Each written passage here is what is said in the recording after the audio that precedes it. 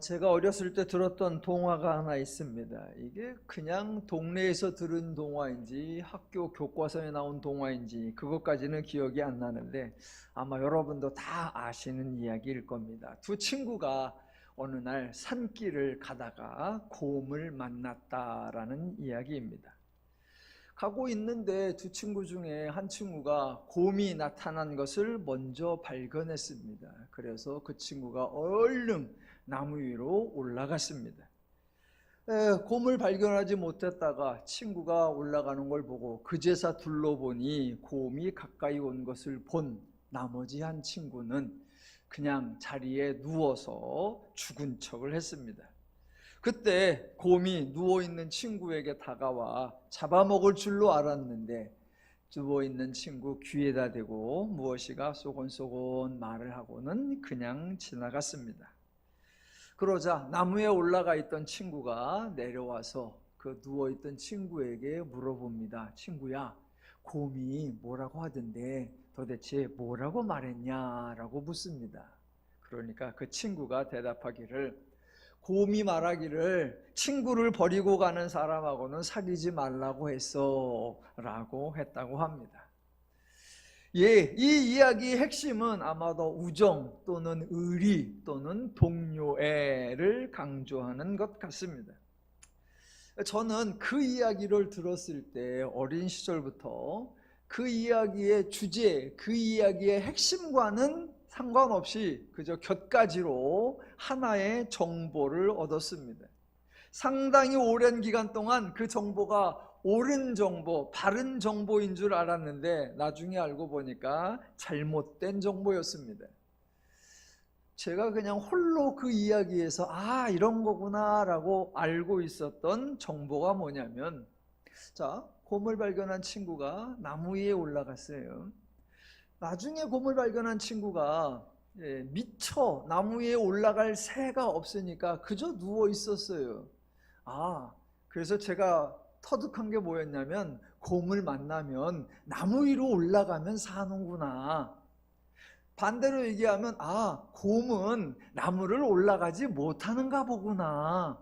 저는 그렇게 생각을 어려서 한참 동안 했습니다.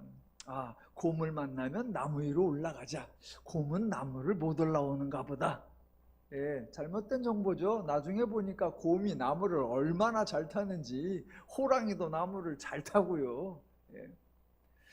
선생님이 곰은 나무를 못 탄다 그렇게 가르쳐 준 적이 없는데 저 혼자 잘못된 정보를 얻은 겁니다. 이렇게 독하기 위험한 것이고 좋은 스승이 있다면 쉽고 빠르고 바르게 이해할 수 있을 것입니다. 기독교의 하나님은 최고의 스승이십니다. 기독교의 예수님은 베스트 은사이십니다. 엄격하게 말하면 스승이나 은사라는 표현으로는 하나님이나 예수님에게 잘 설명이 되지 않습니다. 왜냐하면 예수님과 하나님이 행하신 사역은 은사나 스승 정도가 아니라 훨씬 그 이상이기 때문입니다. 스승이나 은사는 잘 가르쳐주고 모범을 보여주는 역할을 할 뿐이지 대신해 주거나 직접 해주는 것은 아닙니다. 가르치면서 바른 길을 제시해 주고 삶의 모범을 통해 모델이 되어줄 뿐이지 그 이상을 할 수는 없습니다. 결국 가르침을 받은 사람, 모델을 본 사람이 해야 합니다. 그래서 선생님들이 자주 하시는 말씀, 말을 시냇가로 끌고 갈 수는 있다. 그런데 말에게 물을 먹일 수는 없다. 물은 말이 스스로 먹어야 한다라는 말입니다. 하지만 우리 하나님은 완전히 다릅니다. 우리 하나님은 가르치시는 거 당연히 하시고요. 모델이 되어주시는 거 당연히 하시고요. 더 나아가 친히 역사하여 결과를 만들어 주시는 분입니다. 그래서 하나님과 비교 대상이 없고 하나님을 설명할 수 있는 유사한 사례가 세상에는 없습니다. 하나님이 일하시는 장면들, 하나님이 말씀하시는 내용들이 사실은 너무 신기하고 너무 놀라운 거예요. 하나님이 하시는 모습, 구약에서 자, 출애굽기 14장 13절에 이렇게 나옵니다. 홍해 앞에 선 백성들을 보고 하시는 말씀. 모세가 백성에게 이르되 너희는 두려워하지 말고 가만히 서서 여호와께서 오늘 너희를 위하여 행하시는 구원을 보라. 사무엘상 12장으로 가면 블레셋과 전쟁하러 나가는 이스라엘을 향하여 이런 말씀이 나옵니다. 너희는 이제 가만히 서서 여호와께서 너희 목전에서 행하시는 이 큰 일을 보라. 그러니까 하나님은 가만히 계시면서 너희가 열심히 해라, 너희가 수고를 해라, 너희가 최선을 다하라. 기독교는 그러지 않아요. 정반대로 하나님이 너희는 가만히 서서 내가 너희를 위하여 행하는 사역을 보라. 세상에는 이런 신이 없어요. 세상에는 이런 강자가 없어요. 세상에는 이런 패턴으로 말하는 자가 없습니다. 우리 하나님이 정말 좋으신 분이에요. 신약에서는 예수님이 친히 십자가를 지시죠. 너희가 나를 위하여 내 십자가를 대신 지어줄 자 누구냐 묻지 않습니다. 제자들 중에 하나, 너희 중에 한 사람이 내 십자가를 지었으면 좋겠다 부탁하지도 않습니다. 도리어 예수님이 친히 십자가를 지시는 거예요. 히브리서의 설명에 의하면 예수님은 직접 십자가 사역을 행하셔서 단번에 죄 문제를 해결하셨습니다. 예수님은 내가 십자가 지는 모범을 보였으니 너희도 각자 너희의 십자가를 지라 라고 하신 것이 아니에요. 찬송가 중에 339장을 보면 1절에 가사가 이렇게 나옵니다. 내 주님 지신 십자가 우리는 안 질까? 예, 저는 이거 수정해야 된다고 생각합니다. 또 찬송가 461장 십자가를 질 수 있나 주가 물어보실 때 죽기까지 따르오리 우리 대답하였다. 아니요. 여러분은 제발 십자가를 지지 마시기를 바랍니다. 혹시 그동안 십자가를 지라는 설교 때문에 부담이 되셨다면 그 부담 내려놓으시기 바랍니다. 기독교는 인간이 십자가를 지는 종교가 아니고 성도가 좁은 길이나 가시밭길을 가는 신앙이 아닙니다. 어렵고 힘든 일은 모두 예수가 행하셨고 그러니 성도는 기쁘고 즐겁고 행복하게 살면 된다는 소식, 그 기쁜 소식을 전하는 것이 기독교입니다. 그래서 기독교의 내용을 복음이라고 하고 기독교의 방식, 기독교의 패턴, 기독교의 원리를 은혜라고 하는 겁니다. 하나님이 은혜를 베푸시고 인간이 은혜를 받는 것입니다. 그래서 하나님의 선물이라고 하는 겁니다. 기독교는 은혜의 종교이지 결코 수행의 종교가 아닙니다. 제가 거의 매주마다 약간의 표현만 바꾸어서 약간의 사례만 바꾸어서 반복하는 내용이지요. 예, 기독교에는 하나님이 베푸시는 은혜가 있으니까 인간이 사용하는 수단이나 방법이라는 것이 없습니다. 내가 무엇을 열심히 해서 상을 받자 그런 어리석은 계획을 가지지 마시고 그래서 어쨌든 거의 고행에 가까운 어렵고 힘든 일을 하는 헛수고를 하지 마시기를 바랍니다. 동시에 내가 무엇을 게을리해서 벌을 받을지도 모른다는 어리석은 두려움 가지지 마시기 바랍니다. 봉사를 하지 않고 헌신을 하지 않으면 조마조마한 그런 염려와 걱정도 모두 내려놓으시기 바랍니다. 우리 하나님이 그 어떤 신과 다른 거룩한 분이시기에 기독교도 세상의 그 어떤 종교와 다른 거룩한 종교라고 하는 이 기독교의 차이점, 이 기독교의 독특성, 이 기독교의 거룩성 잘 분별하고 풍성히 누리시면 좋겠습니다. 기독교가 은혜의 종교이지 수행의 종교가 아니기 때문에 기독교의 순서도 세상의 순서와 다르고 타 종교의 순서와 다릅니다. 그 기독교의 순서를 히브리서 13장에도 잘 보여줍니다. 5절을 보시겠습니다. 5절 중간에 보시면 이렇게 나오죠. 그가 친히 말씀하시기를 내가 결코 너희를 버리지 아니하고 너희를 떠나지 아니하리라 하셨느니라. 예, 이것이 하나님의 사역이고 하나님의 약속이고 하나님의 선포입니다. 우리가 요청한 것이 아니라 하나님이 직접 선언하신 거예요. 요 구절만 가지고는 의미가 더 풍성하게 드러나지 않아서 요 구절이 원래 있던 자리 여호수아 1장으로 한번 가보시겠습니다. 다 같이 여호수아 1장 한 번만 찾아보시면 됩니다. 이스라엘이 광야를 지난 후 가나안에 들어가기 직전에 하나님이 하신 말씀이 여호수아 1장 2절에서 이렇게 말씀하십니다. 내 종 모세가 죽었으니 이제 너는 이 모든 백성과 더불어 일어나 이 요단을 건너 내가 그들 곧 이스라엘 자손에게 주는 그 땅으로 가라. 내가 모세에게 말한 바와 같이 너희 발바닥으로 밟는 것은 모두 내가 너희에게 주었노니. 중간 생략 5절 내 평생에 너를 능히 대적할 자가 없으리라. 내가 모세와 함께 있었던 것 같이 너와 함께 있을 것임이니라. 내가 너를 떠나지 아니하며 버리지 아니하리니입니다. 예, 지금 여호수아가 하나님께 기도를 하고 있는 것이 아니고 여호수아가 하나님께 애걸복걸하고 있는 게 아니라 도리어 하나님이 여호수아에게 간절히 권면하고 있는 겁니다. 땅을 주겠다고 말씀하시고 떠나지 않겠다고 말씀하시고 그러면서 부탁 겸 다짐 겸 맹세하는 겁니다. 그것이 6절 강하고 담대하라. 너는 내가 그들의 조상에게 맹세하여 그들에게 주리라 한 땅을 이 백성이 차지하게 하라. 아니 하나님하고 여호수아하고 하나님하고 이스라엘하고 누가 더 절실합니까? 사실 하나님은 가만히 계시고 이스라엘이 계속 말해야 돼요. 그런데 본문에서는 이스라엘은 어찌할 바를 몰라 당황하여 가만히 있고 하나님이 다짐하고 하나님이 약속하고 하나님이 선포하고 하나님이 부탁하고.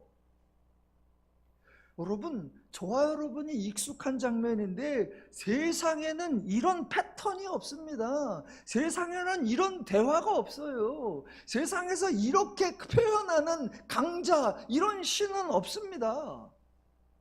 이와 같이 기독교는 하나님이 먼저 말씀하시고 하나님이 먼저 다짐하시고 하나님이 먼저 사역하시고 하나님이 먼저 보장해 주시는 겁니다.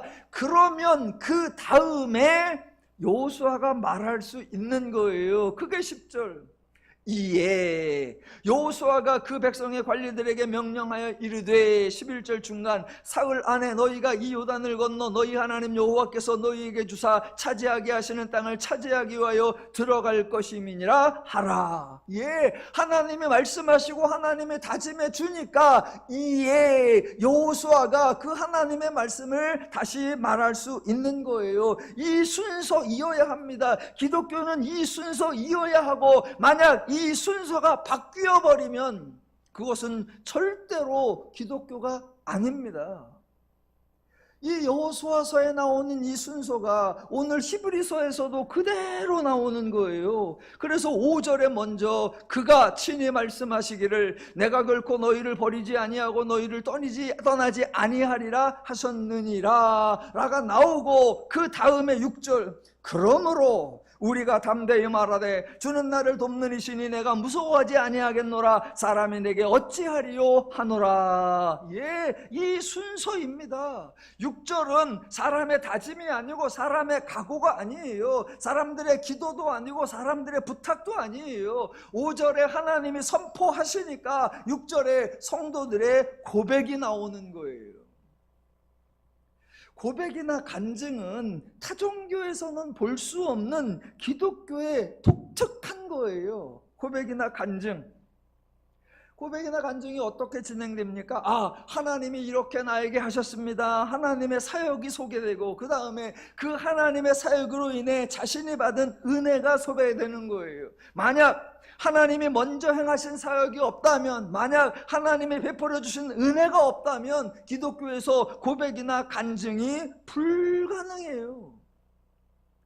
기독교에서는 하나님이 계시기에 이 순서가 가능하고 기독교는 당연히 이 순서이어야만 합니다.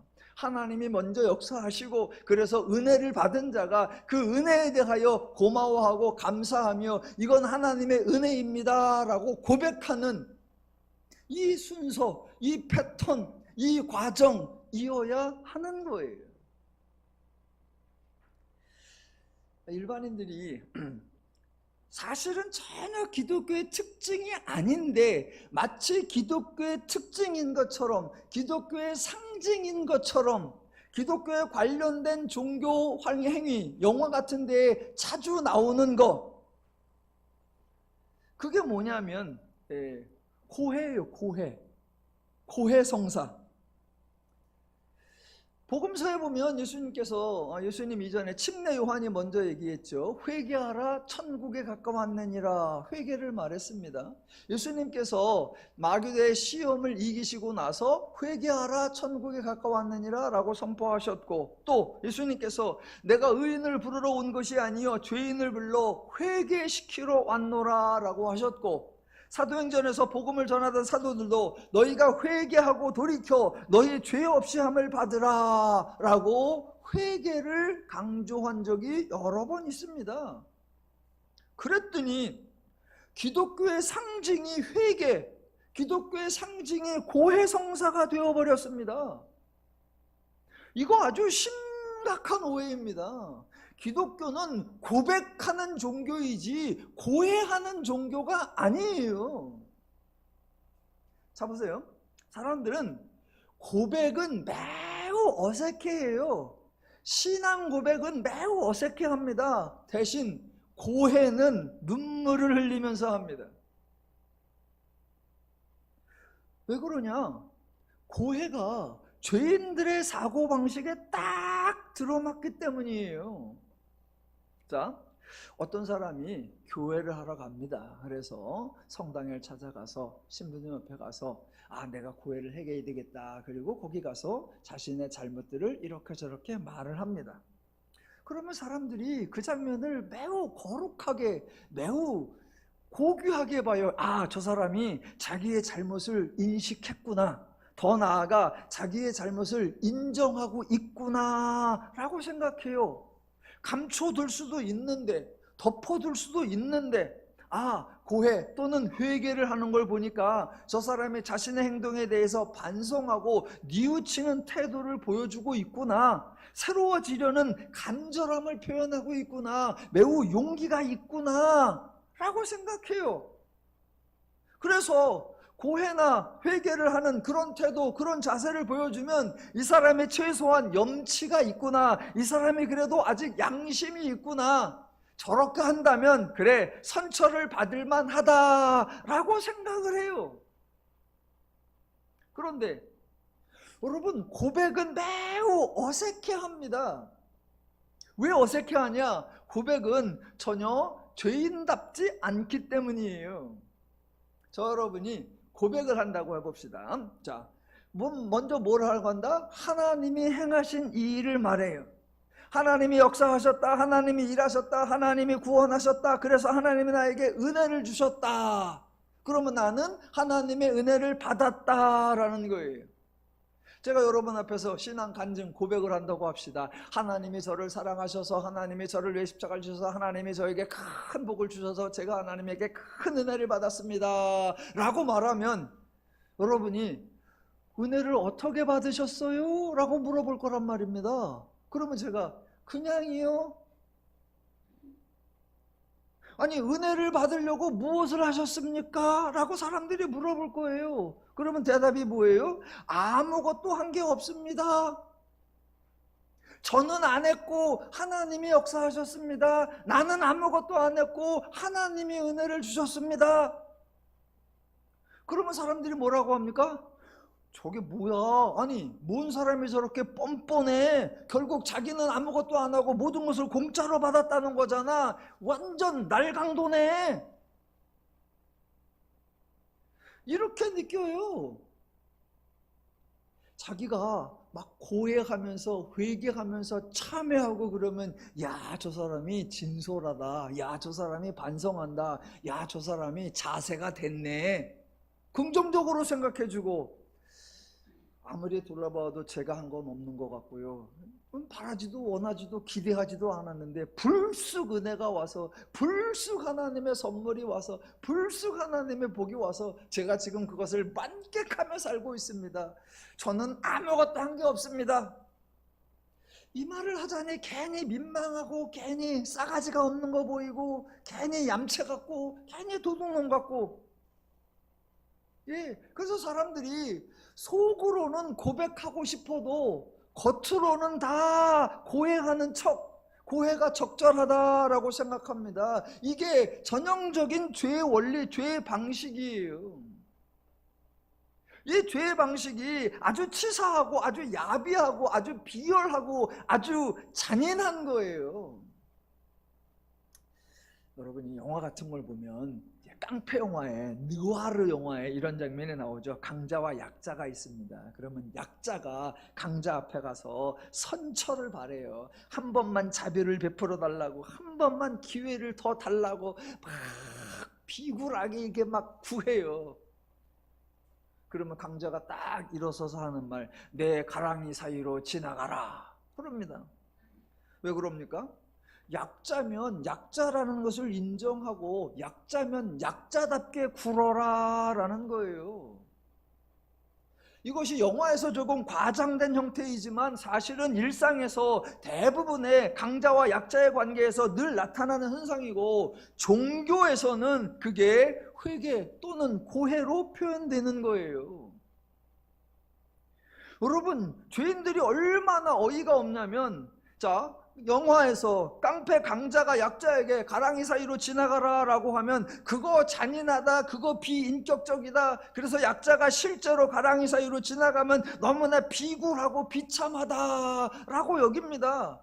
그래 놓고는 종교에서 강자인 신이 약자인 인간에게 자기 죄를 고해하라 라고 하면 기회를 주는 관대함이라고 생각하고, 실제로 고해를 하면 진솔하다라고 생각합니다. 아니요. 약자에게 약자다움을 인정하고 약자답게 굴어라 라고 하는 방식, 그거 깡패의 방식이든 종교의 방식이든 아주 못된 방식입니다. 그 방식에는 은혜라는 용어도 없고, 그 방식에는 은혜라는 개념도 없는 거예요. 그 방식을 하나님에게 적용하면 절대로 안 됩니다. 우리 하나님은 은혜를 주시는 분이에요. 그래서 죄인에게 죄를 묻지를 않습니다. 죄인을 추궁하지를 않습니다. 죄인의 죄를 까발리지 않습니다. 더 나아가 죄인 네 스스로가 너의 죄를 고해라, 네 스스로 너의 죄를 밝혀내라 라고 말하지 않습니다. 너 죄인이니까 죄인이면 죄인답게 굴어라 라고 죄인 코스프레를 요구하지 않으십니다. 대신에 죄인이 변화될 수 있도록, 죄인이 새로운 삶을 살 수 있도록 은혜를 주십니다. 이분이 우리 하나님이십니다. 세상에는 이런 방식이 없어요. 세상에는 이렇게 일하는 분이 없어요. 오직 우리 하나님만 죄인을 죄인 다루듯 하지 않고, 하나님이 강자이면서 강자답게 굴지 않으시고, 죄인을 존중해 주시고, 죄인을 배려해 주시고, 죄인을 위하여 친히 강자가 역할을 해 주시는, 정말 기독교의 하나님은 놀라운 분이세요. 하나님이 워낙 달라서 사람들이 이 하나님의 패턴을 이해하지를 못해. 제가 자꾸 강조하는 거, 기독교의 차별성, 기독교의 독특성, 기독교의 거룩성, 이 기독교의 고품격, 기독교의 인간 존중, 이거를 이해하시고 이것을 좀 누리셨으면 좋겠어요.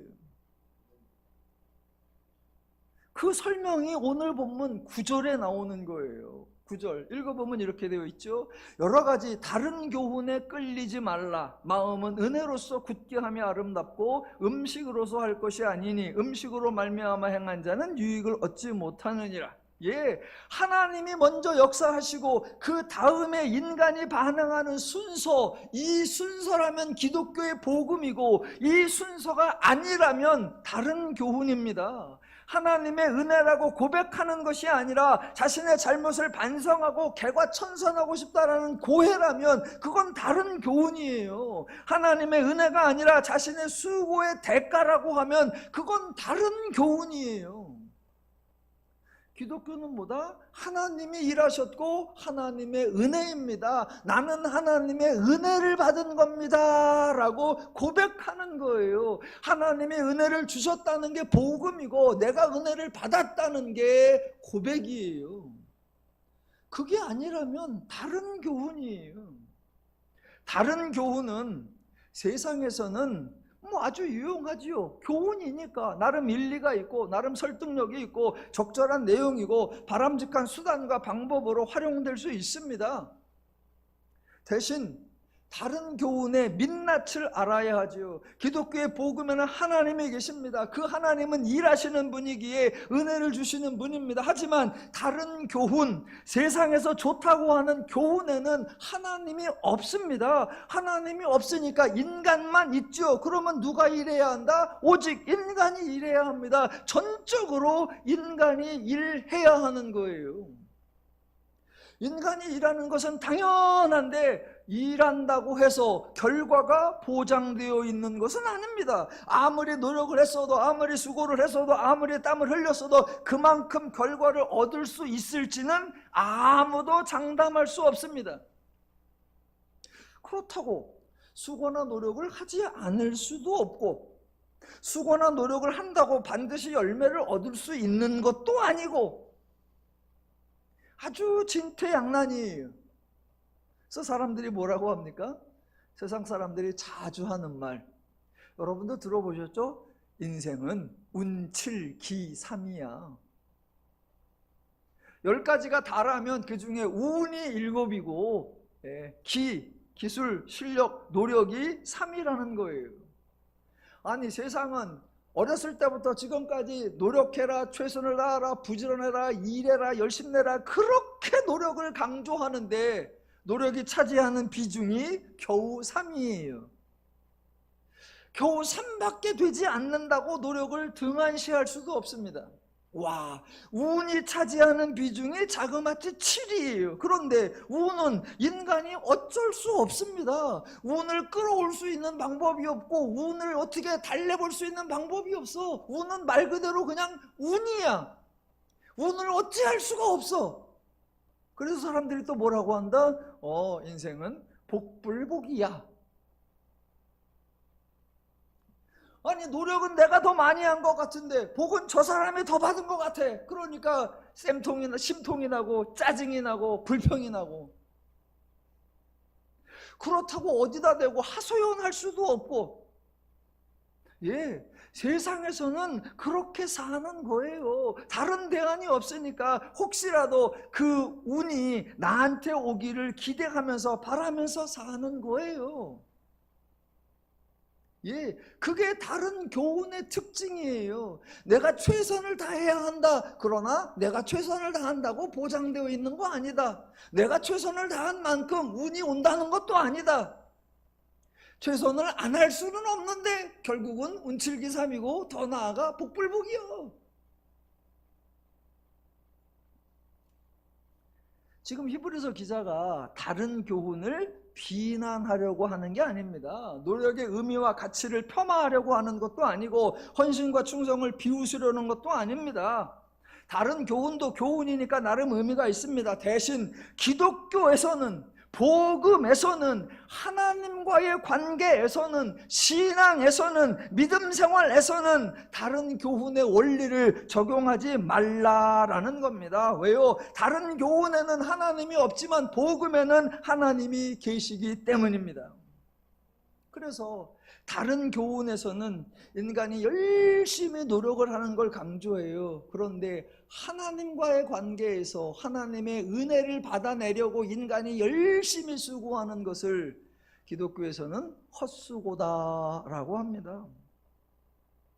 예, 하나님의 복음, 기독교의 복음이 얼마나 더 고귀한지를 이해하셨으면 좋겠고, 그래서 신앙생활이 즐겁고 평안했으면 좋겠고, 교회에 오면 세상의 모든 부담과 염려를 다 내려놓고 오직 복음과 은혜로 안식을 누렸으면 좋겠고, 더누림 교회에서 행복하셨으면 좋겠습니다. 자, 9절을 보시겠습니다. 9절에 두 가지가 대조가 되어 나옵니다. 제가 한번 읽어볼게요. 여러 가지 다른 교훈에 끌리지 말라, 여기까지는 했고, 마음은 은혜로서 굳게 함이 아름답고 음식으로서 할 것이 아니니 음식으로 말미암아 행한 자는 유익을 얻지 못하였느니라 입니다. 자, 주제는 마음이고 이 마음에 대한 게 두 가지가 대조가 되는 거예요. 마음에 대하여 하나는 은혜로서 굳게 함, 또 하나는 음식으로서 하는 것.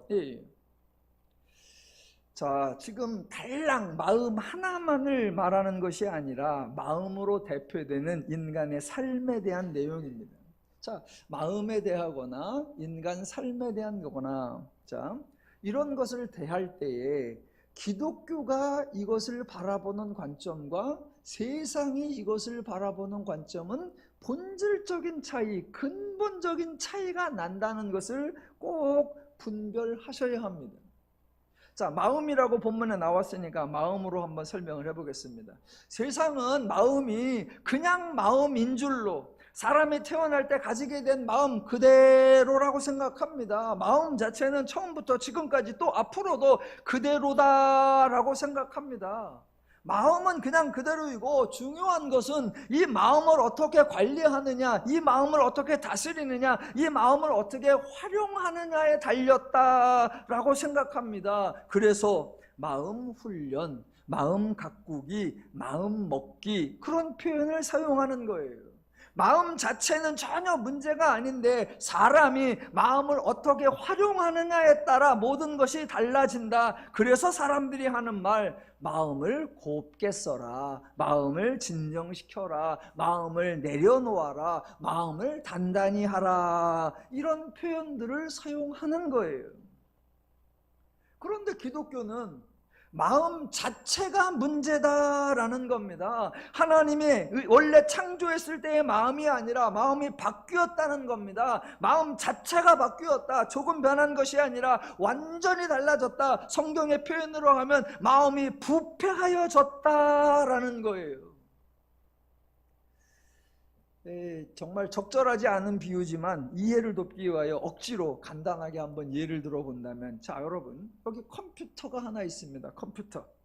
그러면 사람들은 이렇게 말하는 겁니다. 아, 컴퓨터가 여기 있는데 이 컴퓨터는 아무 문제가 없어. 중요한 건 이 컴퓨터 주인이 이 컴퓨터를 어떻게 활용하느냐, 그게 중요한 거야 라고 말하는 거예요. 반면에 기독교는 여기 컴퓨터가 있는데 이 컴퓨터에 악성 코드가 심어져서 바이러스를 먹어서 시스템이 완전히 달라졌어. 컴퓨터가 작동을 하기는 하는데, 기능이 돌아가기는 하는데 내가 의도한 대로가 아니라 악성 프로그램을 따라 작동하고 있다라고 말하는 거예요. 자, 여러분이 부모라고 하십시다. 자, 여러분의 자녀가 컴퓨터를 가지고 있는데, 자, 만약 컴퓨터가 아무 문제가 없다라고 생각하면 계속해서 자녀를 닥달하실 겁니다. 아니, 왜 좋은 컴퓨터를 사줬는데도 제대로 활용을 못하느냐, 네가 무지해서 그렇고, 내가 게을러서 그렇고, 내가 열심히 하지 않아서 그렇고, 네가 잘 관리를 하지 않아서 그렇고, 내가 운영에 미숙해서 그렇고, 온통 자녀 문제로 몰아갈 겁니다. 왜? 컴퓨터는 문제가 없어. 네가 써먹을 줄 몰라서 그러지. 대신 이 컴퓨터가 해킹을 당했구나. 이 컴퓨터에 악성 코드가 심어졌고 이 컴퓨터에 바이러스가 먹었다라는 것. 그래서 이 컴퓨터가 엉뚱한 시스템으로 돌아가고 있구나라는 것을 아는 부모라면 취하는 조치가 달라지죠. 애를 닥달할 게 아니라 컴퓨터가 바이러스 먹었다고? 그러면 바이러스를 제거해. 악성 코드가 심어졌다고? 악성 코드를 빼. 그걸로도 안 돼? 그러면 아예 컴퓨터 메인보드를 바꿔.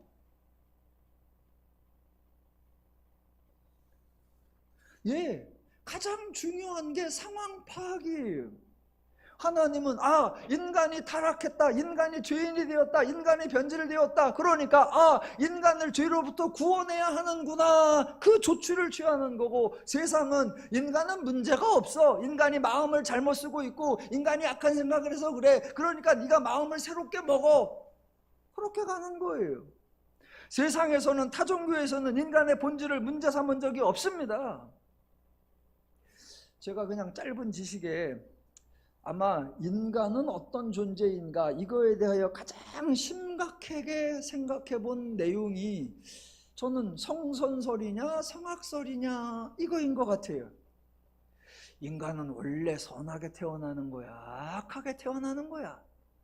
현실 세계에서 인간들이 악행이 있고 인간들의 불의하고 패역한 게 있는 거 보니까 분명히 현상이 있어. 그럼 그게 왜 생겼을까? 인간은 성선설인가 성악설인가? 만약 성선설이라고 하면 태어날 때는 선하게 태어난 거다. 그런데 악한 행동을 하는 거 보면 주변 환경에 영향을 받았을 거다. 주변에 불의하고 무도덕하고 패역한 그런 상황과 조건과 환경 속에 노출되어다 보니까 선하게 태어났음에도 불구하고 그런 것에 영향을 받아서 악을 행하는 거다. 그러니까 주변 환경과 상황과 시스템과 제도를 바꿔야 한다라는 주장을 하는 거예요. 만약 성악설이다, 인간이 태어날 때 원래부터 악하게 태어난다, 그러니까 저절로 악을 행하는 거다, 그러면 그 다음엔 어떻게 해야 되죠? 걔는 악하게 태어났어, 그러니까 악한 놈이 악한 짓을 해. 그러면 주변을 선하고 바르고 참되고 정결한 것으로 해놓자. 그러면 이 악한 놈이 선하고 착하고 정결한 것에 영향을 받아서 그가 선하게 될 거다. 그게 가능한가요? 예, 세상은 기껏해야 지금도 그 논쟁을 하고 있을 뿐, 그거에 대한 정답도 내리지 못하고, 그러니까 그것을 해결하기 위한 어떠한 조치도 취하지 못하고 있는 거예요. 기독교는 세상이 알지도 못하고 세상이 언급도 하지 않는 것을 선포하는 겁니다. 하나님이 하나님의 형상을 따라 인간을 창조하셨는데 인간이 하나님을 떠나 죄인이 되었다라는 겁니다. 그래서 죄인이 된 때부터 인간은 죄적 마음, 죄적 기준, 원리, 가치, 방식을 따라 행하고 있다라는 겁니다. 그래서 세상은 마음 자체가 문제가 없다고 생각하니까 마음 자체는 전혀 손대지 않고 그저 마음을 다스리고 마음을 관리하고 마음을 먹고 거기에만 집중하는 거예요. 그것을 성경에서는 오늘 뭐라고 했다? 다른 교훈. 그 다른 교훈의 대표적인 방식을 하나 소개한 게 뭐예요? 음식으로서 하는 것이에요. 여기서 말하는 음식으로서 하는 것, 이것은 먹는 음식 재료에 관한 것이 아니라 세상이 사용하고 있는 수단과 방법을 비유적으로 소개하는 거예요.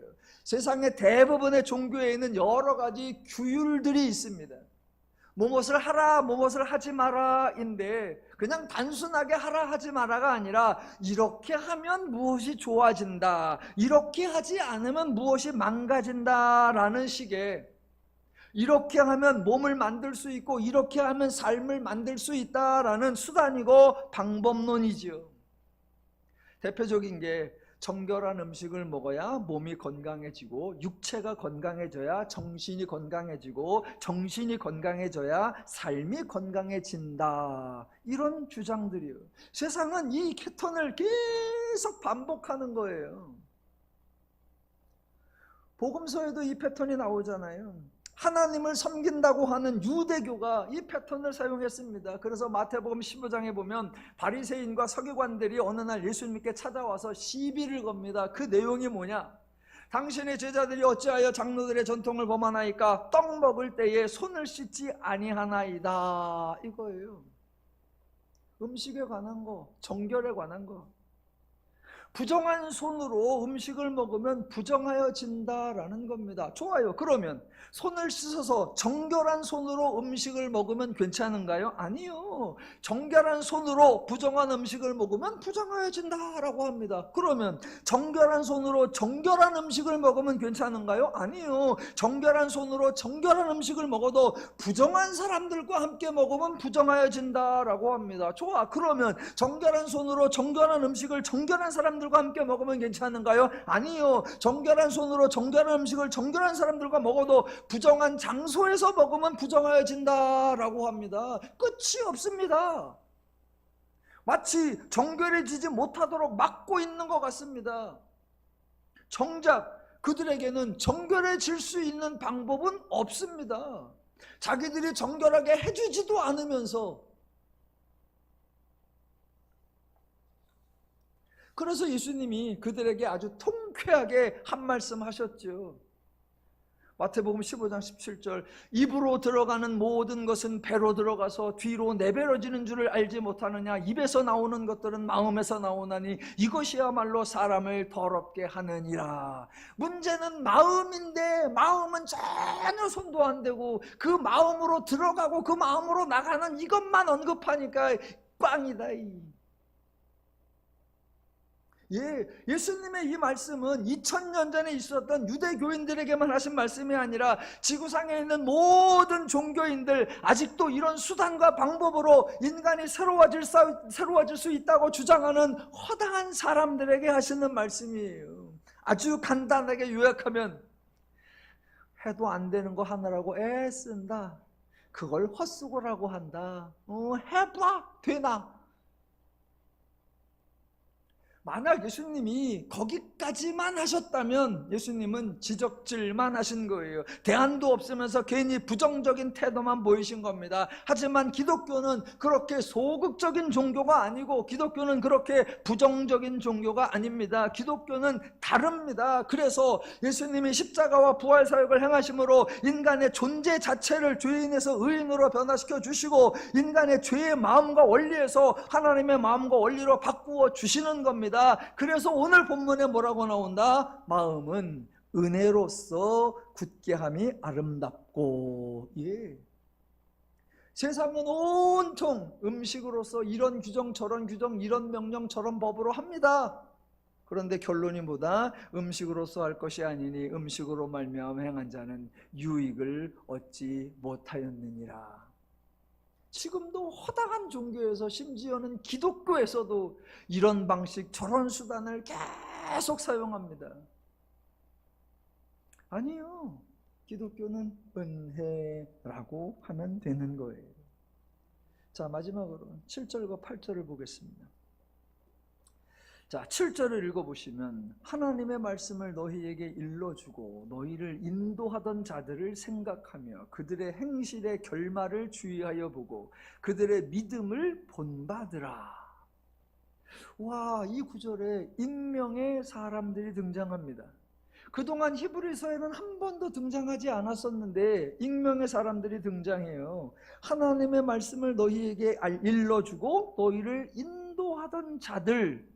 자, 이게 7절에 나왔는데 뒤에 17절에도 너희를 인도하는 자들 등장하고 24절에도 너희를 인도하는 자들이 등장하는데 아주 훌륭한 사람들, 대단히 모범적인 사람인 것 같습니다. 7절 다시 보면 그들의 행실의 결말을 주의하여 보고라고 하니까 평상시 삶의 자세와 태도가 아주 바람직하고 좋은 것 같고 최종 결론이 뭐냐? 7절 끝에 그들의 믿음을 본받으라. 믿음도 대단히 신실하고 경건한 것 같습니다.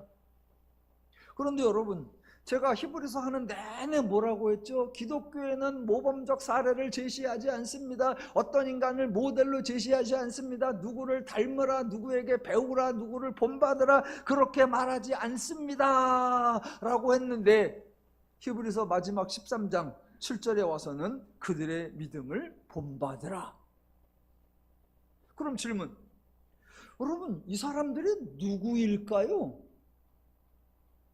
어떤 사람들일까요? 좋아, 그들의 믿음을 본받으라 라고 했으니까 일반적으로 생각해 본다면 본받으라고 강조를 했으니 이 사람들에 대해 조금 더 자세한 소개가 등장해야 합니다. 이 사람들의 행실을 보라, 이 사람들의 내용을 보라, 이 사람들의 업적을 보라, 이 사람의 태도를 봐라. 이 정도이니 본받을 만하지 않느냐, 너희도 이것을 닮으라, 이것을 배우라. 그 사람들에 대한 소개가 나와야 돼요. 근데 오늘 본문에는 그 사람들의 이름도 안 나오고 그 사람들의 소개도 안 나와. 그래 놓고 그들의 믿음을 본받으라. 로마서에 가보면 로마서가 총 16장인데 1장부터 15장까지 복음의 내용을 설명하고 16장에는 로마에 있는 사람들과 이렇게 여러 사람을 소개하는 장면. 그래서 16장에 믿음의 성도들이 한 수십 명이 쭉 나옵니다. 거기에 아주 짤막짤막하게 이름도 나오고 소개도 나와요. 제가 한번 읽어볼게요. 그냥 들어보세요. 로마서 16장 1절. 겐그리아 교회의 일꾼으로 있는 우리 자매 베베. 3절. 너희는 그리스도 안에서 나의 동역자들인 브리스가와 아굴라에게 문안하라. 그들은 내 목숨을 위하여 자기들의 목까지도 내놓았나니. 6절. 내가 사랑하는 에베네도에게 문안하라. 그는 아시아에서 그리스도께 처음 맺은 열매니라. 6절. 너희를 위하여 많이 수고한 마리아에게 문안하라. 7절. 내 친척이요 나와 함께 갇혔던 안드로니고와 유니아에게 문안하라. 9절. 그리스도 안에서 우리의 동역자인 우르바노와 나의 사랑하는 스다고에게 문안하라. 10절. 그리스도 안에서 인정함을 받은 아벨레에게 문안하라. 12절. 주 안에서 수고한 두루베나와 두루보사에게 문안하라. 주 안에서 많이 수고하고 사랑하는 버시에게 문안하라. 그들의 이름도 나오고 수고했다, 동역자다, 애썼다, 같이 갇혔다, 행적이 조금이라도 나와요. 대신 그들에게 너희는 이 사람들을 본받으라, 너희는 이 사람들의 믿음을 배우라, 그런 거 없습니다. 그런데 왜 대체 히브리서 13장에서 이 사람들이 누구이며 그들의 믿음이 어땠길래 그들의 믿음을 본받으라 라고 했을까? 그 사람들에 대해서는 한마디도 소개하지 않아요. 그래 놓고 바로 그 다음 절 8절에 말없이, 아니 갑자기 뜬금없이 느닷없이 그 유명한 구절이 나옵니다. 예수 그리스도는 어제나 오늘이나 영원토록 동일하시니라. 그래 놓고 9절에서는 다른 교훈. 왜 이렇게 할까? 이 히브리서를 포함한 성경 전체가 내용 전개하는 과정이나 하나님을 소개하는 패턴이나 기독교의 원리 이런 것들이 정말 기가 막혀요. 너무나 정교하고 너무나 독특하고 너무나 멋있고 너무나 고품격이에요. 그러니까 이런 것들을, 성경을 앞뒤 구절을 잘 봐야 돼요. 아, 왜 7절에 나오고 왜 8절에서 이게 나오고 왜 9절이 이렇게 연결이 되는가, 기독교는 왜 이런 순서로 나오는가, 왜 이런 구조로 되었는가, 이런 걸 알아야 돼요. 알면 훨씬 더 재밌어요.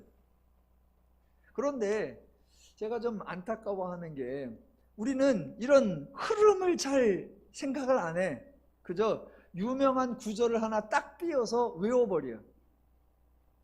그러니까 저 여러분이 8절은 아마 다 외우실 거예요. 예수 그리스도는 어제나 오늘이나 영원토록 동일하시니라. 이거는 다 외워. 그런데 이게 어디서 나왔는지, 뭐에 대한 얘기로 나왔는지는 몰라. 그러니까 그냥 그걸 외워가지고 툭 하면, 아유 우리 예수 그리스도는 언제나 동일하셔. 그리고 막 써먹어. 예, 잘하시는 거예요. 그런데 암송보다 저는 조금 더 암송할 시간에 성경을 좀 많이 읽으시라. 이걸 좀 흐름을 파악하시라. 지난 주 중에 어느 장로님이 신방을 좀 와달라 그래가지고 가서 좀 오랜 시간 면담을 좀 했습니다. 이렇게 본인의 뭐 회사, 가정 이런 얘기를 좀 하시면서 또 본인의 교회 생활도 얘기하시면서 이렇게 저렇게 대화를 하는데 저는 이제 주로 들어요. 그분은 주로 말씀을 하시고. 그런데 장로님이시라 대화하는 내용이 저보다 하나님 얘기를 더 많이 해. 저보다 성경 얘기를 더 많이 해. 그냥 힘들면 힘들라 그러면 되는데 자꾸 그 힘든 걸 어떻게든 좀 희석을 시키고 어떻게든 하려고 그러면서 목사님 출애굽기 몇 장 몇 절에 이렇게 말씀이 돼 있는 것처럼 제가 그렇게 생각하고요. 로마서 5장 몇 절에 나오는 것처럼 그렇게 생각하고요. 아마 그러면 아마 시편에 몇 절에 나오는 것처럼 그렇겠죠? 그러면서 막 줄줄줄줄 암송해. 그럼 나는 들어보긴 들어본 건데 외우진 못해.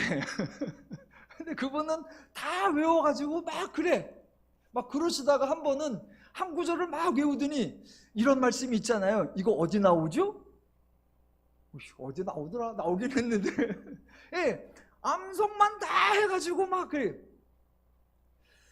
속으로 생각해보면 성경에 그 구절이 있는 건 맞아. 그런데 그게 어디서 왜 무엇을 설명하려고 나왔는가 그걸 좀 알아야 되는데. 자 보세요. 7절에서 누군지 소개도 안 해. 무엇을 했는지도 말 안 해. 그랬는데 그들의 믿음을 본받으래. 그들의 믿음이 뭔데? 무엇을 어떻게 본받아야 되는데? 그러더니 갑자기 8절에 예수 그리스도는 어제나 오늘이나 영원토록 동일하시니라. 왜 이 얘기가 나오냐고요. 그런데 이게 성경이 너무나 멋있는 설명이에요. 기독교의 특징을 정말 멋있게 강조하는 거예요. 자, 왜 그러냐면, 자, 그들의 믿음을 본받으라 라고 할 때 그들을 소개해야 할 거 아니에요. 그런데 그들을 소개할 수 있는 내용이 뭐냐? 예수이기 때문이에요. 왜냐하면 자, 그 사람들을 소개할 건데 그 사람의 믿음을 소개할 건데 그 사람들이 개인적으로 엄청난 연구와 탐구를 통해서 믿음을 알아낸 게 아니잖아요. 그들이 이런저런 수고와 헌신을 했다고 합시다. 그들이 자신의 수고와 자신의 열심으로 행한 것이 아니잖아요. 자, 그들이 믿음을 가지고 있다면 그 믿음이 어디서 났다? 하나님의 은혜로 주어진 것이고, 그들이 열심과 충성을 할 수 있었다면 그것이 어떻게 가능했다? 예수님의 은혜로 가능한 거예요. 예수님의 십자가 사건과 부활 사건으로 그들을 새롭게 변화시키고 그들에게 하나님의 마음과 심령과 능력을 주어서 그들이 그 믿음을 갖게 하고 그들이 그 삶을 살아낼 수 있도록 하나님이 만들어내신 겁니다. 그러니까 그들의 믿음을 소개할 때 가장 정확히 소개할 수 있는 건 뭐다? 예수가 그렇게 하셨다. 그러니까 그들의 믿음을 얘기할 때 누구 얘기만 하면 된다? 예수는 어제나 오늘이나 영원토록 동일하시니라. 예, 이 설명이면 그 사람들에 대한 소개가 이미 끝난 거예요. 따로 그 사람들을 특별히 강조해서 설명할 내용이 없어요. 그 사람들 되게 한 모든 원인, 그 사람들이 그렇게 살 수 있도록 만들어낸 모든 원동력, 그게 어디에서 나오느냐? 예수 그리스도. 그래서 그들을 소개하는 거, 예수에 대한 소개로가 가장 충분하고 가장 완벽하다라는 거예요. 예. 만약 기독교의 간증에서, 기독교의 고백에서 예수 이외에 다른 것이 소개되고 강조된다면 그것은 다른 교훈이 되어버리는 거예요. 우리는 그거 말고 그 사람 어디 나왔어요? 그거 말고 그 사람이 뭐 했어요? 그거 말고 그 사람이 어떻게 그렇게 됐대요? 그거 말고 그 사람이 무엇을 했대요? 아니요. 그건 다른 교훈에서 하는 거예요. 예, 나의 나됨은 하나님의 은혜이고 그의 그됨도 하나님의 은혜이고 저와 여러분 모두가 예수를 바로 알고 예수의 믿음을 본받고 예수를 닮아가면 되는 거예요. 그것으로 충분한 거예요. 예. 복음을 바르게 알고 복음을 풍성히 누리는 저와 여러분의 삶이 되시기를 주님의 이름으로 축원합니다. 기도하겠습니다.